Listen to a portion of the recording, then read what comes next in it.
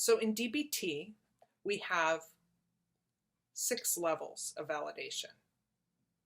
And the way this works, if you can imagine, it's kind of like a ladder that we're climbing.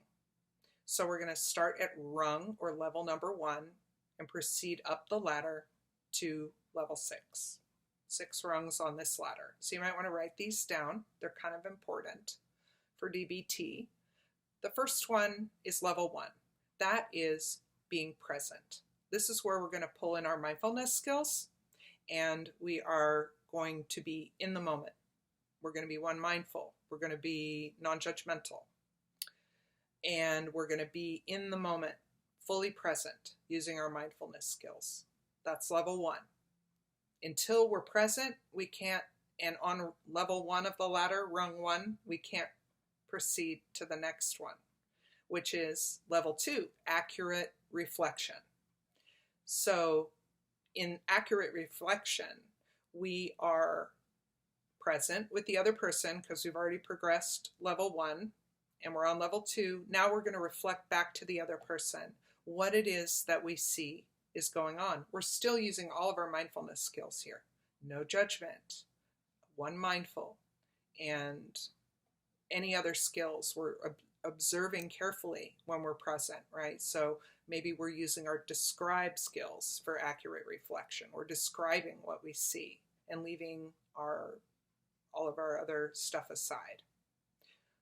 Once we're doing that, we can proceed to level 3 on the ladder, or rung 3, which is we're going to guess about unstated feelings. So after we've been present, accurately reflected to the other person, maybe we're noticing a little agreement so we know we're on the right track, we're going to start guessing about what might be going on with them and maybe gently asking some questions about it so that we can kind of get the person into a place of deeper understanding with us so that they really feel like we're being empathetic with them and we are there with them. That's what we're doing when we're guessing about unstated feelings. And don't worry, if you guess wrong, the person will let you know that you're wrong. So you don't need to worry about that. Just make your best guess gently, easily, and if it's not right, then they might ask for a correction or make another guess.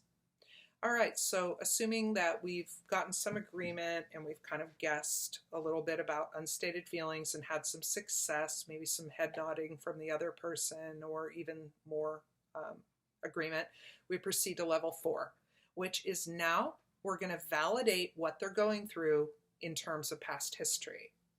And what this looks like is that we're going to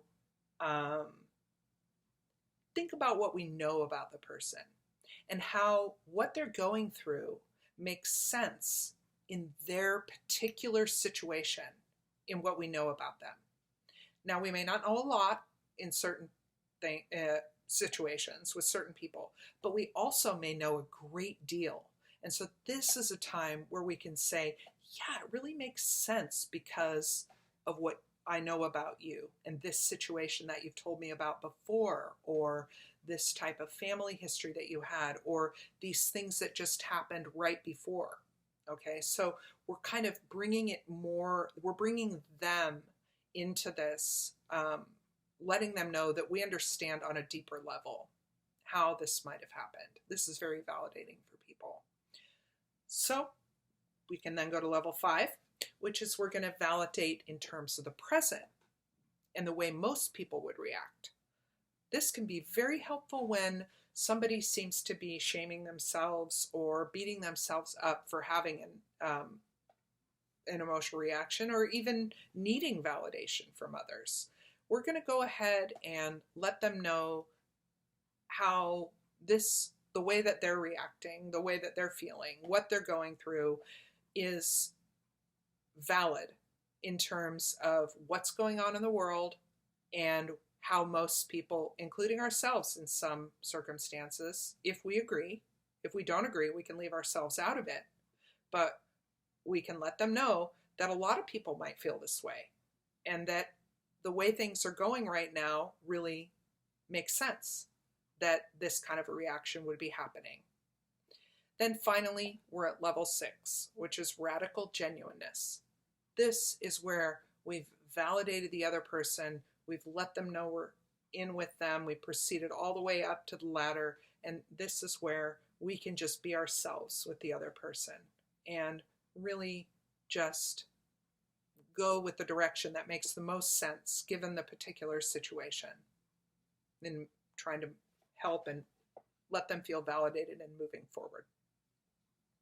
So those are the levels of validation in DBT, and the skills that you're going to need to practice all this are basically the DBT skills that you're going to be learning. Mindfulness, dialectical thinking, which is remembering that two things can be true at the same time. Even though they may seem opposite, they can both be true. We also want to let go of any set roles that we might have, and we do this by throwing ourselves into the moment.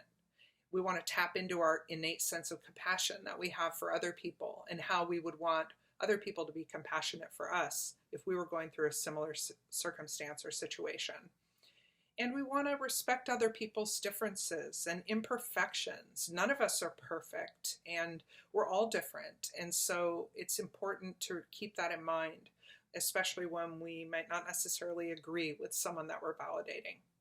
We also want to work on our own, regulating our own emotions so that we don't act out of emotion mind and say things that might not be effective or that might cause us problems later. So we want to pull ourselves into wise mind when we're doing our validation practice. And we have to have the willingness to practice, practice, practice. And I think that the hardest thing to do with validation is to validate things that we don't agree with. So that's a good practice, is just to be able to get in there and do that. So I hope this has been a helpful talk on validation. We're going to be able to give you lots more examples, maybe with some handouts on invalidating versus validating statements and other exercises to help kind of bring this home. There's a lot of work that we all need to do all the time on validation. So don't beat yourselves up if you find yourselves being invalidated, or invalidating. Just watch out for your judgments. Don't be afraid. Don't get tired. Keep going back in. Do your validation practice again if it didn't work out the first time. Don't blame yourself, and no need to hold on to the past. You start fresh here in DBT. So that's all I have to say about validation. Thanks, you guys. I miss you this week, and I'll talk to you soon. Bye.